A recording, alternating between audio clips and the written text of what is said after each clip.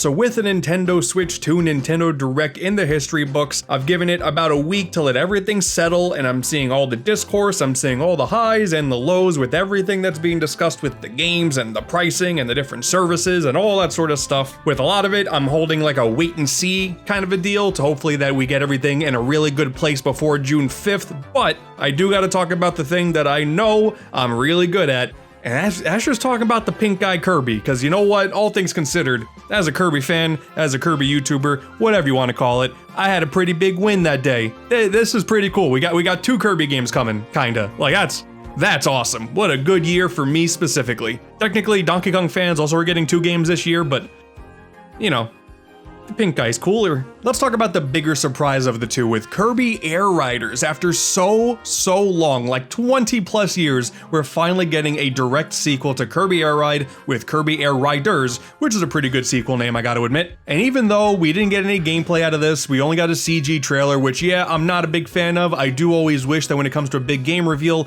that we actually saw some gameplay, and considering how many games that we saw gameplay of, including like Age of Imprisonment at the Direct, I'm a little upset that we didn't get any gameplay here, but it's not going to diminish my excitement at all, for the sole reason that Masahiro Sakurai is at the helm of this project. And the whole thing is so fascinating too, like when it comes to Sakurai's YouTube channel, because he had that whole thing going on for a while, only to have a plot twist at the end that the whole time he was actually having those videos uploaded that he recorded years ago, and he's been developing a game for like 2 years, and it's been this. And like that's so cool, and it's the first time Sakurai is making a Kirby game since the last Kirby Air Ride. I don't know how many people truly understand like what the Kirby timeline is like, but despite so many of the recent games being really good, Sakurai was off just doing Smash Brothers. Like he put his whole being into Smash. So for him to come out of Smash, which is obviously an excellent accomplishment for him, to go back to his baby, to go back to one of the games that people have been wanting for so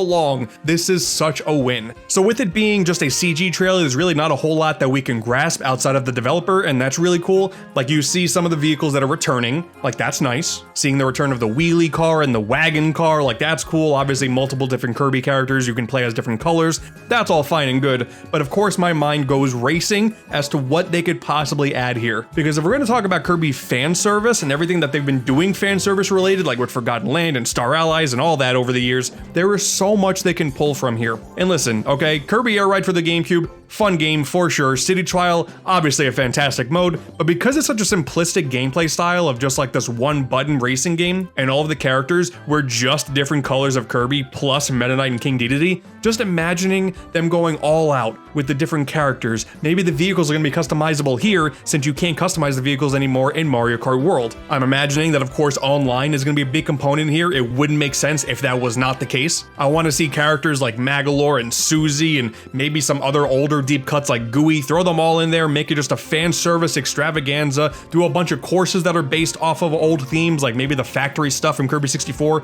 make that a race course, why not? And then online play, like dude, we're gonna get some really crazy, I don't know, 8+ player online city trial battle royale type mode, and dude, it's going to be so sick. And it's honestly so bold of them to release this in this calendar year, the same year as Mario Kart Worlds, and the same year we're also getting Sonic Racing Cross Worlds. Like obviously, I know it's expensive to want to do the whole, oh wow, 3 cakes kind of deal, but I'm sitting there going, oh wow, 3 cakes. We're getting 3 really awesome car racers, and I don't know if this one will compete in a competitive level, but dude, just having city trial, like the racing stuff, I really hope they improve it in terms of play control, but dude, online city trial, I'm gonna get this game for that alone. I'm so excited. And you already know me, the more we get details, I'm gonna be there to talk about it because I am very excited. But then there's the other game that we have a few more details about, which is Kirby and the Forgotten Land for Switch 2 with the Switch 2 edition with the brand new side mode, story content, I'm not entirely sure yet,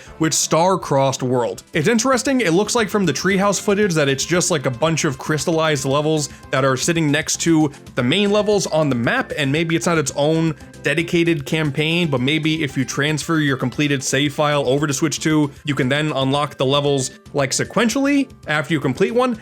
I don't know. It's an interesting way that they're doing this, but I will say I am always going to be a big fan of the idea of porting games from a previous console and then adding some more stuff to it. The whole game title plus new thing, you know, Bowser's Fury, Shadow Generations, I do actually like this whole idea. That on top of being able to now play this game in 60 FPS, which wasn't, a big concern. The game had really good performance despite being 30 FPS. That's gonna be nice to have. But this new content, I fully expect there to be something crazy at the end of it. I do not doubt it. Considering they're adding like a brand new alien species, the Starries, like there's something there, man. You're dealing with intergalactic demons. If you already consider what the final boss was in the base game, and now we got more intergalactic stuff going on, like, dude, there's gonna be something there that's gonna be wild. Some people online have already theorized, like, the way the crystals are shaped, maybe it has something to do with some cross-dimensional stuff that was done in the post-game DLC for Star Allies, which a lot of people forget about, but that was there. There may be some hints from the Return to Dreamland port, like, I really can't say a whole lot on like the lore stuff. I gotta really do my digging once this game finally comes out, but everyone knows the Kirby lore goes like shockingly deep, and I feel like that's where this is gonna be. Like there's gonna be a lot to dive into here. Plus we do actually have a brand new mini boss in whatever this big starry creature is, so there's definitely a big bad at the end of this, no doubt. That's gonna be more nightmare fuel and I can't wait for it. But on a gameplay front, I do really like how this is done. Like, obviously, I think having brand new levels or brand new worlds would be cool, but I like the idea of you going through these levels that you've already gone through before. There are these little crystal things on the ground, and when you tap them, a whole bunch of new level geometry pop up, and you get to explore parts of the areas that you couldn't access before. So scaling some of these buildings that were in like the first level, and now you have a brand new mouthful mode thing with the spring, which for one, a little bit of fan service. High jump is technically back, so that's an old ability that technically is making its return. That's kind of cool. Seems like a really fun, fresh take on existing content. Plus, every single one of those levels have a whole new slate of achievements, so it's hard to grasp now just how much content there's gonna be here. We don't really know how many levels. I don't know, but I'm expecting a few good hours out of this, which is pretty good because I'm already planning on going through the main game again, just to have like the experience of doing it in 60 FPS, but I'm sure they're hiding some more mouthful modes in there.